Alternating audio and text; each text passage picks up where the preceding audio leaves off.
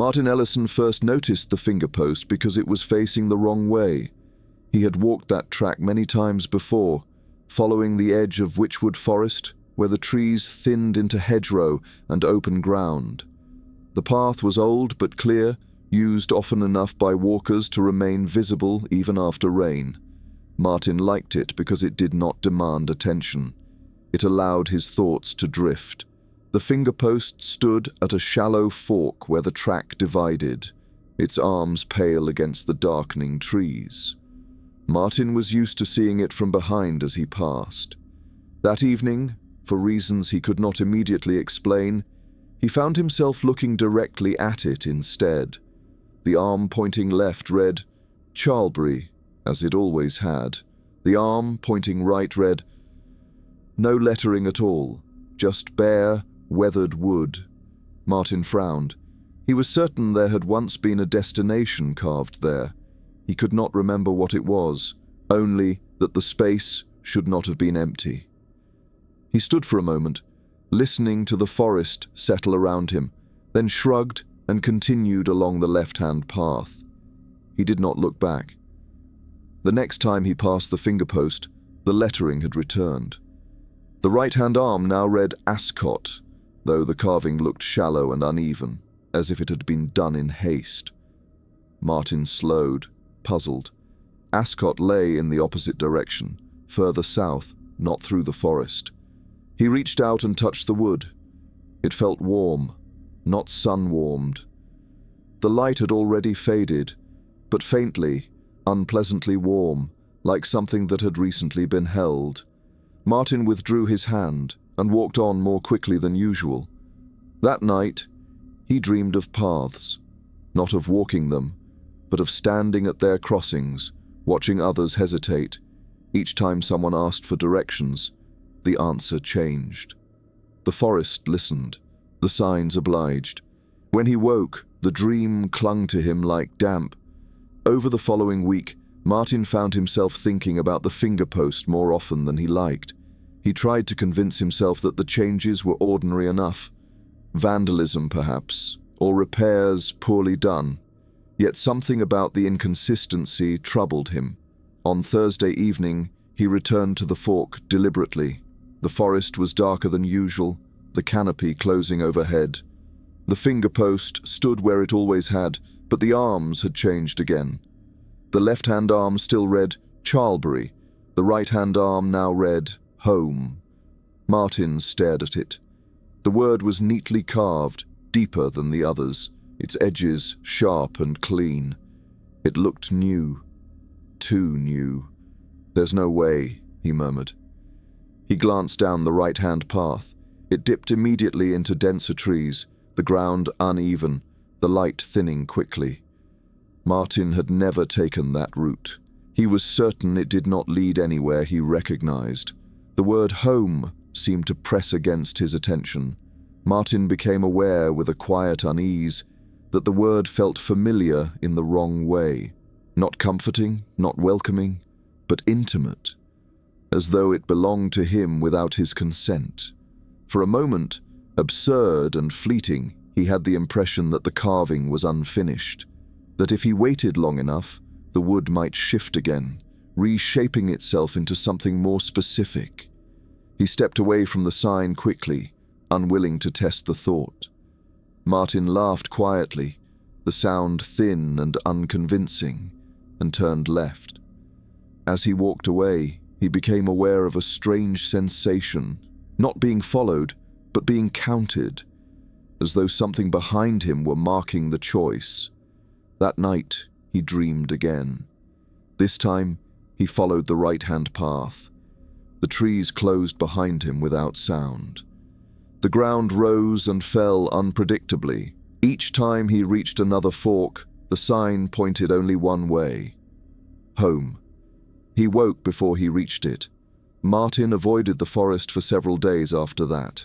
He took longer routes, stuck to lanes with lights, told himself there was nothing to be gained by indulging his imagination. On the fifth evening, he gave in. The fingerpost waited for him. Both arms now read home. Martin felt his mouth go dry. He stood there longer than he meant to, listening to the faint creak of the wood as it shifted slightly in the breeze. The forest seemed very still, as though holding itself back. He noticed then something else. The paths themselves looked different. The left-hand track, the one he had always taken, appeared narrower, less certain, its edges softening into leaf litter. The right-hand path looked clearer than before, the ground pressed flat, as though it had been used recently. Recently by whom, he could not say.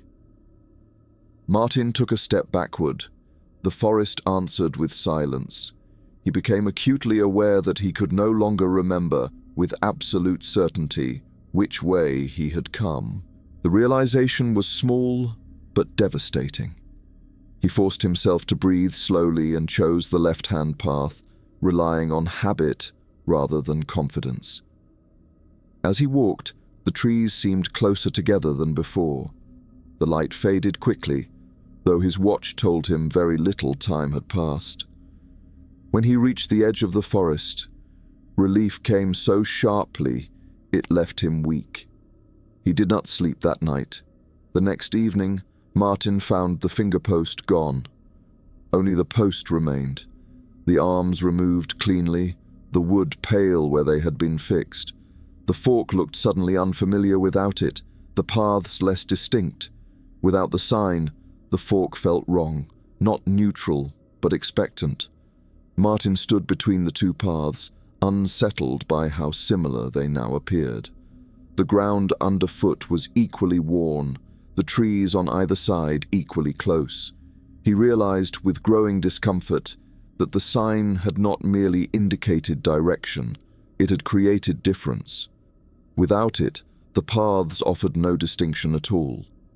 Martin chose one at random and walked for several minutes before stopping, suddenly unsure whether he was moving away from the forest or deeper into it. He returned the way he thought he had come, heart steady but cold. A sound came from the right-hand path. Not footsteps, something slower. The deliberate shift of weight through leaves. Martin did not wait to identify it. He turned and walked quickly away. The forest did not follow. 2 days later, a notice appeared on the edge of the village.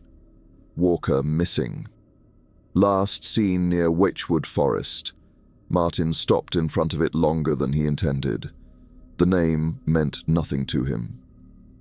The photograph showed a man about his age, wearing a coat similar to his own. That evening, the fingerpost had returned. It stood at the fork as before, whole again, its arms freshly carved. The left-hand arm read Charlbury. The right-hand arm read the missing man's name. Martin stepped back, horror blooming slowly rather than sharply. He understood then, with terrible clarity. Martin did not read the name aloud. Even so, he felt the shape of it settle uncomfortably in his thoughts. He imagined how it must have looked on the sign the first time, freshly carved, precise, unquestioned. He wondered how long the name would remain there, whether it would weather slowly or vanish all at once, leaving the wood blank again, waiting. The fingerpost did not point to places. It pointed to where people belonged next. The word home, he realized, had not been a promise. It had been a conclusion. Martin did not return to the forest after that. He moved away within the month, took a job elsewhere, avoided wooded paths whenever he could. After he left the village, Martin began to notice signs more often than he should have. Not fingerposts exactly. Sometimes just boards or markers or arrows at the edges of places.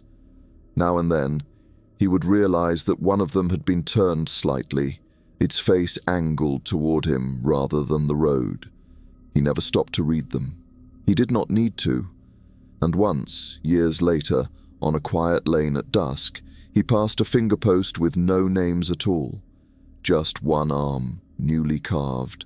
It pointed toward him. Please subscribe to this channel to be alerted to the next episode of Ghosts of the Cotswolds.